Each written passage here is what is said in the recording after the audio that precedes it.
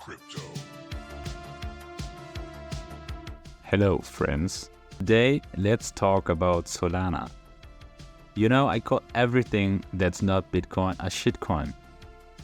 Well, after Ethereum shifted to proof of stake in October 2022, I moved my portfolio to Bitcoin only.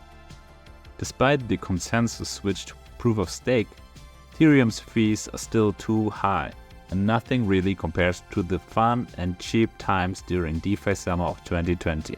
Now, let's take a quick look at the ETH-BTC pair. I've got the chart pulled up right here. Notice how it's been on a downtrend since 2022. And here we are, back at the same levels as in 2021. This chart tells you a lot about relative strength of Ethereum compared to Bitcoin. If you had held onto Ethereum instead of Bitcoin since 2022, you would have seen your portfolio value shrink compared to simply holding Bitcoin. This visual just underlines why I've been skeptical about Ethereum's long-term standing. It seems like Ethereum might be losing its edge, at least in how the market's valuing it, especially against Bitcoin. I know both solutions are not the same use case and Bitcoin is not programmable yet. So what's the alternative? Layer 2 solution on Ethereum? I'm not convinced.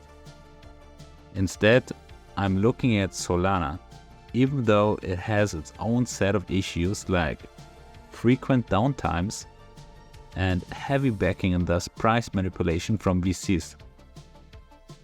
From March to April this year, Solana saw a surge, mostly driven by its popularity in meme coin circles and those chasing airdrops, kind of like Ethereum during the DeFi summer. Recently, it dropped about 50%, but I see potential signs of a turnaround. I'm starting to buy more Solana now, betting on a recovery. What about you? Are you considering Solana or are you watching from the sidelines? That's all for today. See you in the next one.